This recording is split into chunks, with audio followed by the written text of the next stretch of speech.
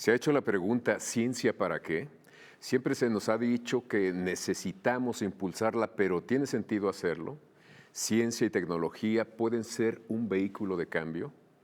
¿Podemos palpar en nuestra vida cotidiana, en nuestra vida diaria, sus beneficios? Me parece que los grandes cambios, los cambios de fondo de las sociedades, tienen que ver con la fórmula ciencia, tecnología, educación. Una zona que me parece hemos descuidado. Llegamos a ser un buen productor de vacunas al grado de exportarlas, pero dejamos de hacerlo. Para hablarnos de los beneficios y de la urgencia de impulsar ciencia, tecnología y educación, está con nosotros la doctora Rosaura Ruiz, bióloga de formación y que dirigió en algún momento la Academia Mexicana de Ciencias. Gracias por estar aquí. Hola Javier, gracias por invitarme. ¿Qué tan importante es la ciencia, digamos, para el entramado social? Mira, es fundamental. Yo creo que tú preguntabas ahora, o sea, le decías a la gente que se pregunte por qué la ciencia. Exacto. Y yo creo que todos pasamos un episodio terrible que fue la pandemia. Y yo creo que entendimos lo que es tener ciencia y no tenerla. Mira, cuando el virus apareció, ¿te acuerdas? En México inmediatamente sabíamos, porque ya estaba más avanzado en otros países, por ejemplo, en Estados Unidos, en Europa, que iba a llegar aquí. Entonces, ¿qué ocurrió? Bueno, por ejemplo, no voy a relatar todo el periodo de la pandemia porque lo vivimos, pero lo que ocurrió fue que al principio no se sabía contra qué estábamos. Ni cómo no se sabía contagiaba uno. no, cómo se contagia, no se sabía nada. Inmediatamente los científicos del mundo que se dedican a virología, médicos, biólogos, etcétera, empezaron a analizar qué era. Aislarlo. Todo eso es complicadísimo, ¿no? Aislar esa partícula viral que le pusieron SARS-CoV-2 para entender qué era, cómo estaba constituido, cómo se podría combatir. Todo eso, se puede hacer porque había un conocimiento previo. Claro. Porque ya los científicos en algún momento, por ejemplo, yo te puedo decir, Watson y Crick, premios Nobel, que descubrieron cuál era la estructura de los genes, la estructura del ADN, del RNA. Ya había ese estudio desde esos años. Mucho antes, Darwin ya había hablado de que hay una evolución, de que hay mutaciones, de que hay cambios. Entonces, cuando llega esto, se reúnen los científicos, se intercambian en todo el mundo y empiezan a entender qué pasa. Eso llevó, a final de cuentas, a la producción de una vacuna. La vacuna que se ha producido más rápido, la vacuna que va a atacar a un virus que ya conocemos ahora, que ya sabemos exactamente cuántos genes tiene, cómo se comporta, fue un año. Fue un récord. Era un récord. ¿En cuánto se producían las vacunas? En varios años, ¿no? Sí, claro, pues primero hay otras que han sido mucho más complicadas, pero por ejemplo, se hizo la vacuna, se hicieron medicamentos, o sea, recuerda eso, es una enfermedad nueva. No había conocimiento de qué se trataba, no había medicamentos, se atendían los síntomas, nada más. Bueno, entonces, todo lo que se hizo y que se murió, desgraciadamente, un número muy importante de personas, se murieron y ahorita también vamos a analizar eso, pero lo más relevante es que hubo un conocimiento que cambió la historia de las pandemias en el planeta. Que cambió porque se conocía todo lo que he mencionado antes y se pudo hacer una vacuna muy pronto y también medicamentos que ahora han funcionado para salvar muchísimas vidas. Y también la prevención. Como sabes que es un virus y sabes que es un virus que transmite de manera, es un virus que ataca fundamentalmente al sistema respiratorio, sabes que se descubrió, se transmite por gotículas, le llamaron los científicos, donde participó un gran científico nuestro, el doctor Molina, recordarás que fue premio Nobel de Química, entendió cómo se transmitía. Todo eso lo hizo la ciencia, los y las científicas, porque también científicas participaron en todo este conocimiento y en hacer la vacuna. Entonces, quiero poner ese ejemplo, pero podría poner todo el tiempo. Pero es muy palpable, lo padecimos. Lo padecimos y lo entendimos. Y fíjate, en México ni siquiera hubo, como en otros países, un movimiento antivacunas. Aquí la mayoría de la gente se vacunó, entendió, y bueno, creo que eso también ha servido, que fue una enorme tragedia, también ha servido para que se entienda la necesidad de apoyar a la ciencia. Estamos hablando particularmente en el caso de México. Nosotros no tenemos todavía una vacuna, estamos elaborando una, no tuvimos acceso a equipos médicos que también hacían falta. Entonces, hacen falta médicos, tú hablabas de la educación, hace falta tecnología. La vacuna es una tecnología médica, pero también faltaban respiradores. Claro. Es que nos faltaba todo, ¿me entiendes? Entonces, yo creo que se hicieron grandes esfuerzos, se logró, pero mucho también dependió del extranjero. Las vacunas, los medicamentos han llegado de fuera. Pero ¿cómo llegamos a este punto? Porque nosotros como país producíamos, creo que 12 vacunas. Bueno, yo te puedo decir y que las hubo un dejamos de presidente de los que se conocen como de los que defienden un capitalismo a ultranza, también se les llama neoliberales, que dijo que era más barato importar vacunas que hacerlas. Y no lo dudo que en ese momento así era, fue Zedillo. Pero fíjate, sí puede ser más barato, pero a la larga te vuelves un país dependiente. Que lo vimos con las vacunas. Exactamente. Toda Europa me parece que tenían vacunas suficientes para 3 dosis para toda la población europea y no nos llegaban. No las vendían. No, y además nos las vendieron carísimas, etcétera. Pero por eso te digo, yo sí creo que la gente entendió mucho, además de toda la divulgación que hacemos los científicos, las científicas, los profesores en las escuelas desde preescolar, en la primaria, te explican, ¿no? que también entender qué pasa con el cambio climático, por qué hay que proteger a todas las especies, por qué tenemos que reconocer nuestra vegetación, qué plantas hay, qué hongos, qué animales, etcétera. Todo esto. Pero yo me acuerdo de una primera plana de un periódico en donde decía que el cambio climático literalmente eran patrañas. Yo dije, wow. Bueno, un presidente de Estados Unidos también decía eso, ¿no? Trump. Pero bueno, eso es muy grave y se llama ignorancia. Yo creo que, mira, sí está demostrado que el cambio climático se debe a la actividad humana, a la producción de contaminantes, al efecto de invernadero que produce en fábricas, autos, el uso de combustibles del petróleo, del carbón, etcétera, que tiene que ser cambiado, y también ya lo sabemos, gracias a la ciencia, que tiene que cambiarse por energías renovables, por energías limpias de diferentes tipos. Entonces, cuando tú dices que ¿es importante la ciencia para la vida cotidiana? Pues sí, hemos visto cuántas contingencias tenemos. Bueno, en primer lugar te voy a decir, si no las tuviéramos, habría una mortalidad, habría niños que podrían agravarse, personas adultas mayores, etcétera. Entonces, tenemos la tecnología para ir siguiendo en la ciudad, siguiendo qué está pasando, cuál es la velocidad del viento, qué partículas se están produciendo, cuál es la cantidad de ozono que hay en la atmósfera, etcétera. Y entonces en algún momento una comisión, no el gobierno, una comisión metropolitana dice, hay que detener, hay que parar porque está llegando a un nivel muy alto el ozono, por ejemplo, ¿no? Bueno, todo eso es gracias a la ciencia. Fíjate. Se está midiendo continuamente y yo he visto las gráficas que hacen los científicos, son impresionantes para entender cómo se mueven todos los factores que van a propiciar que aumente las partículas que nos hacen daño, ¿no? Fíjate que me sorprende todo lo que me dices, lo comparto, pero me da la impresión de que como sociedad somos, no solo en México, en todo el mundo somos muy conservadores. Yo sé que equipos científicos se han acercado, por ejemplo, a empresarios para decirles, tenemos una nueva forma de producir algunas cosas como textiles o el trato que le dan a las pieles para hacer calzado y se rehúsan a hacerlo, aunque les demuestran que ganarían más, invertirían menos y serían procesos más rápidos, se resisten muchas veces al cambio. En ese sentido, digo que somos como una sociedad muy conservadora, nos negamos a aceptar esas Mira, es que yo sí también pienso que muchas de las empresas mexicanas son conservadoras, prefieren importar. Repetirlo. O repetir o importar, pero no hacer ellas la tecnología. Yo creo que eso es importante entender. ¿Qué se tiene que hacer en México? Bueno, en primer lugar, toda política pública debería de estar basada en conocimiento.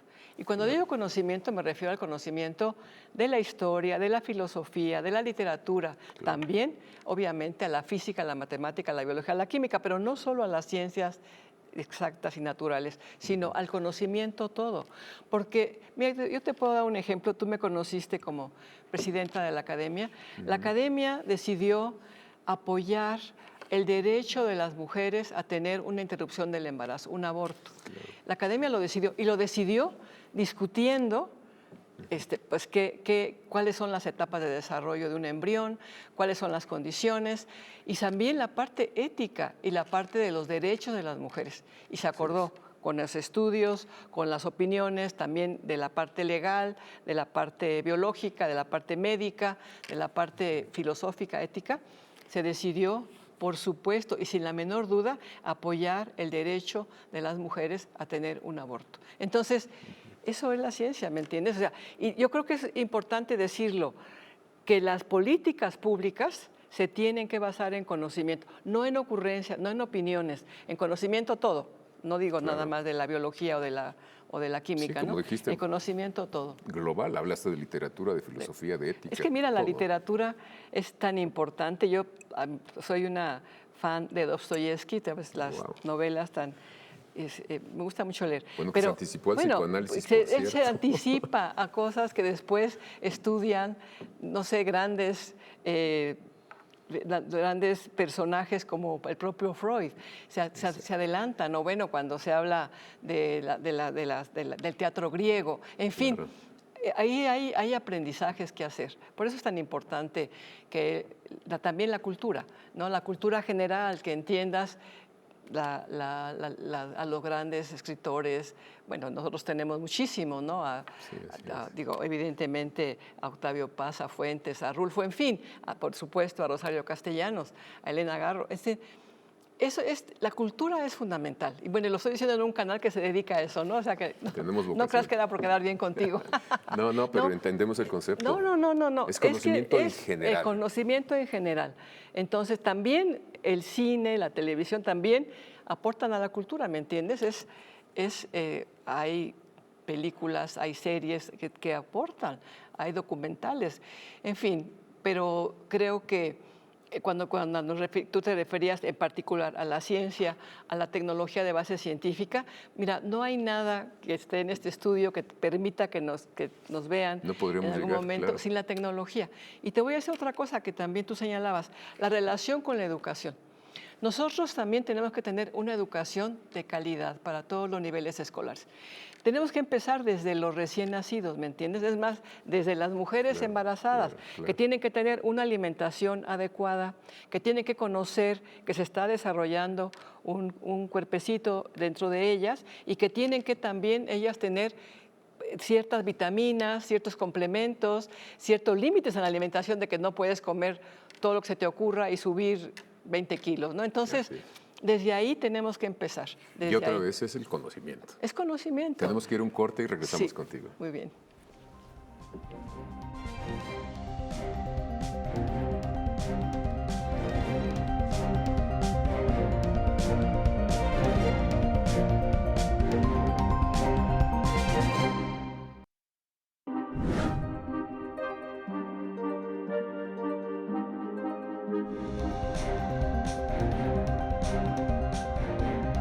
Por ahí una amiga, lo voy a decir, Bárbara Anderson, me dijo, tienes que checar esta cuenta si quieres hablar de discapacidad, de visibilizar y de amor.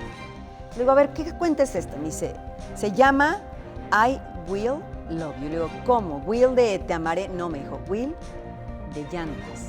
De lo que se habla poco es de la salud mental de las personas con discapacidad que enfrentan las barreras y de las personas que asistimos a las personas con discapacidad. Porque es una constante, ya se estacionó ahí. O sea, por ejemplo, nos dimos cuenta que eran necesarios los contenidos. Un día hicimos un contenido de por qué los lugares de estacionamiento son más amplios, ¿no? Y nos escribió una cantidad de personas diciendo, ¿no es para motos? de verdad no es para dejar los carritos de Los súper. la- Entonces dijimos, a ver, nos parece obvio y lejos de enojarnos es una oportunidad de decir, a ver, vamos a Por explicar. supuesto. Porque entonces hay mucha gente que no tiene idea, ¿no? Por ahí, We Love You queremos llegar a donde sea posible para seguir alzando la voz en pro de los derechos de las personas con discapacidad y también por las que están hoy aquí, pero por las que vienen atrás de nosotros ya no tengan que estar exigiendo sus derechos de estar en el mundo y sean integrados y no solo se piensa en inclusión.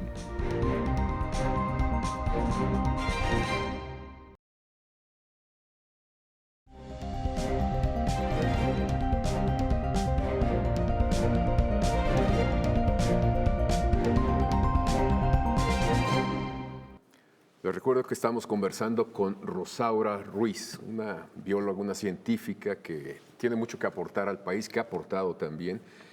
Y tú mencionabas en el primer bloque, a un presidente que dijo que era más barato comprar las vacunas que hacerlas. producirlas, ¿no? A ese mismo presidente un día se le acercó a Octavio Paz, ahí en lo que era la Fundación Octavio Paz, y le dijo que cómo veía la sociedad que se estaba, bueno, que él cómo la percibía. Y él le dijo, póngase a leer novelas y poemas. Y se sorprendió y le dijo, se lo digo de verdad. Claro. Es la mejor forma para conocer al hombre. Sí. Él no sé si asimiló eso, pero me llamó la atención lo que le sugirió precisamente Octavio Paz. Entonces, el conocimiento debe ser global para tener una mejor calidad de vida. Claro, ¿no? Pues la literatura, la poesía, claro, es que una persona se forma con, imagínate la cultura de por ejemplo, Octavio Paz, un libro que me fascina es el que hizo sobre Sor Juana.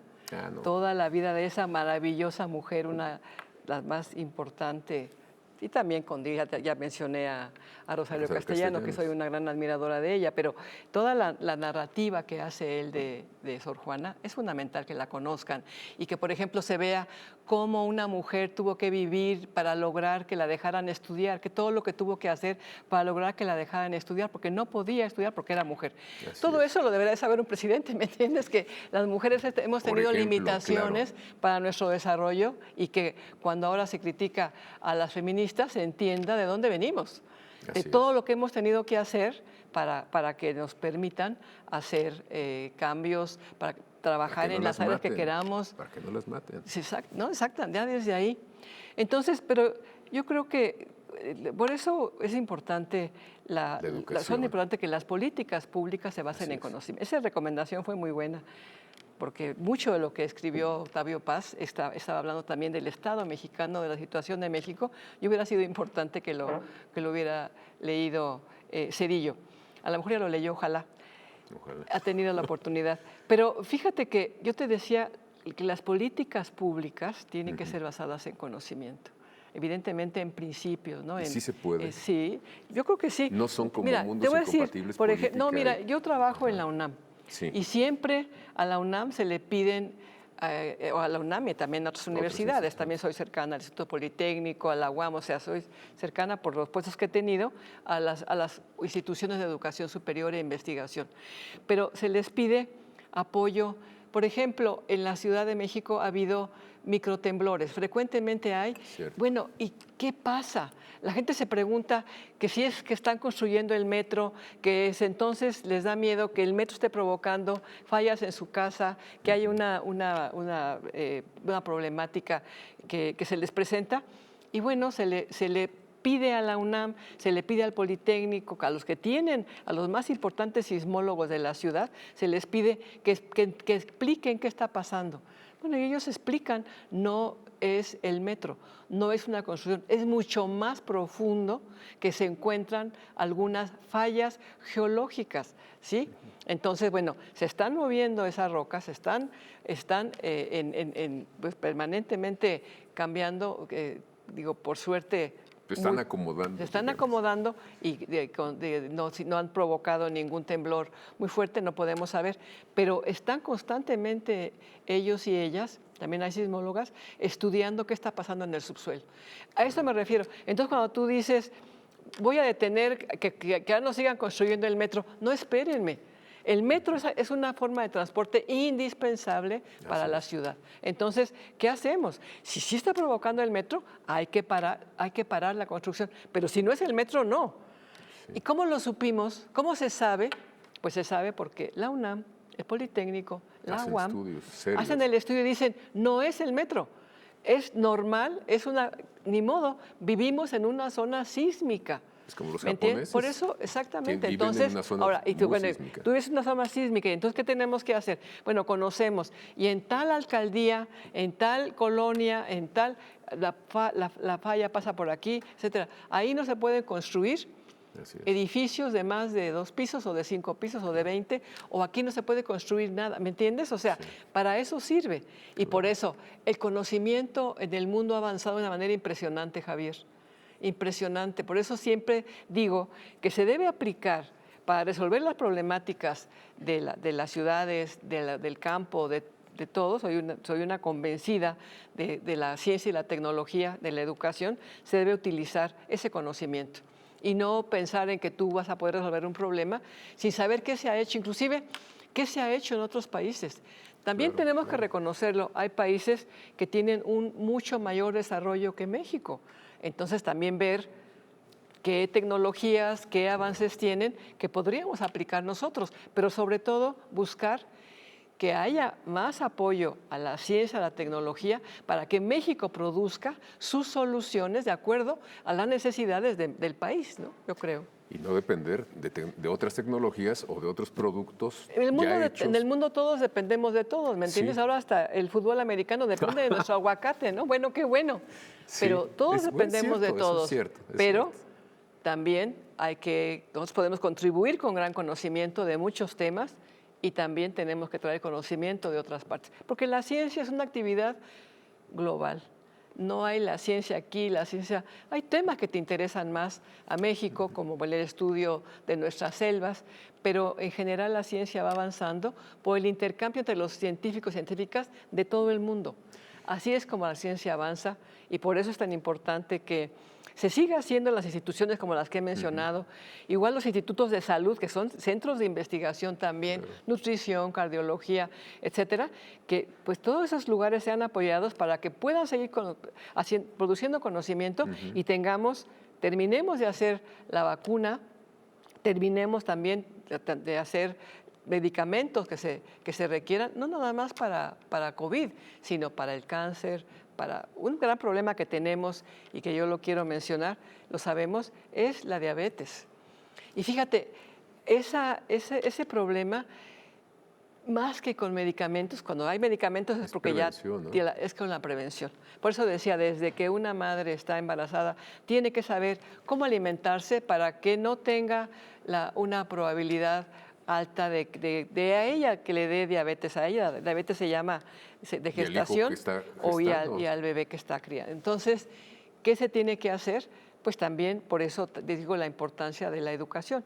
La ciencia, porque ya sabemos cómo controlar la diabetes y también sabemos que le tenemos que enseñar a la gente qué comer, cómo alimentar a los bebés. Digo, desde una indispensable lactancia, a menos que por alguna razón no se pueda, pero en general la lactancia es fundamental para los bebés, y una alimentación adecuada desde que nacen pues hasta que te mueres, ¿no? Tienes que tener una alimentación adecuada. Documentando es que está muy metida la solución y la problemática de la ciencia en la vida más cotidiana, exactamente, más menuda. Y lo que tenemos que hacer también en México es reconocer que hay ese conocimiento, y ahora nos toca a nosotros, pues no queremos ser diabéticos, tenemos que comer lo adecuado, tenemos que hacer ejercicio, no ser sedentarios, ¿no? Entonces, ya sabemos qué hacer. Si no queremos, bueno, pues ya es otro problema, ¿no? ¿Y a ti te parece que las academias han caminado al ritmo de las necesidades de la sociedad o se han quedado un poco anquilosadas? Mira, es complicado porque las academias dependemos también, por ejemplo, los académicos, las académicas. Yo te puedo decir como académica de la UNAM, yo creo que vamos bien, pero también... Bueno, te lo digo por una cosa muy concreta. Es posible, de hecho ya tenemos 2 candidatas que son mujeres, y no tuvimos una rectora antes. Si digamos las universidades eran la vanguardia del conocimiento, a mí se me antojaría que hubiera habido pues, directoras o rectoras de instituciones de educación superior. También hace falta eso, no hace falta que las mujeres, pero bueno, yo sí creo que es muy importante que haya también una mujer presidenta y que conozca a fondo la ciencia y la tecnología. Yo creo que, porque lo sostuve antes, ¿no? Creo que lo he demostrado. Se tiene que tener una ciencia muy fuerte, desarrollo tecnológico importante para que México sea un país que avance, que atendamos a la gente que menos tiene, que tengamos una educación de calidad y que podamos salir adelante y que no haya la pobreza que hay ahora en México, ¿no? La ciencia puede contribuir. La ciencia puede contribuir, sin duda. Hablabas de un mundo global en donde los intereses son globales y las decisiones se toman en centros económicos fuertes. Yo me pregunto dónde está la soberanía económica de los países si las decisiones, digamos, de los grandes consorcios bancarios deciden cosas en Londres o en donde se encuentren. Exactamente. Y tienen repercusiones en todas partes. Sí. Así como la ciencia tiene sus beneficios, es un gran paraguas el que se distribuye por todo el mundo, sí, también los intereses económicos, y esos a veces se contraponen a cuestiones que tienen que ver con la ciencia y el desarrollo tecnológico para cosas sociales que sean muy útiles. Totalmente, Javier. ¿Cómo le podemos hacer? ¿Tener reglas muy claras? Yo creo que sí, mira, también la economía también es una ciencia, ¿no? Entonces, así los y las economistas también tendrían que, es parte de la política, parte de las políticas públicas que yo estoy planteando deben hacer, pues son con base en conocimiento también de la economía, de cómo se comporta la economía mundial. Pero ahí nosotros no somos un país pobre, fíjate, hablando de economía, somos no sé, la 13 o 14 economía mundial, ¿no? Tenemos ese número. Tenemos un papel importante en la economía mundial. Pues tenemos una desigualdad enorme. Nuestra problemática mayor es la gran desigualdad que hay. Una concentración en unos cuantos que controlan lo que tú dices, controlan todo, luego ni siquiera quieren pagar impuestos y una gran mayoría que tiene carencias. Y entonces, por eso también decimos, mientras alguien tenga una carencia, nadie tiene derecho a tener algo superfluo, ¿no? Busquemos por ahí. Pero sí, ahí también la economía, la sociología, también son ciencias que hay que tomar en cuenta y que pueden contribuir. Por ejemplo, la problemática de los y las jóvenes. Ahí están los sociólogos. Es el futuro presente, que están actuando ya. Estamos por terminar el programa. ¿Con qué te gustaría cerrar?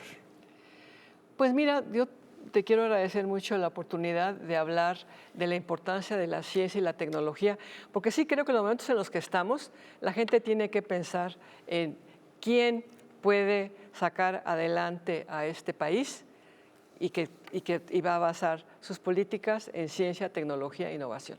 Eso lo diría.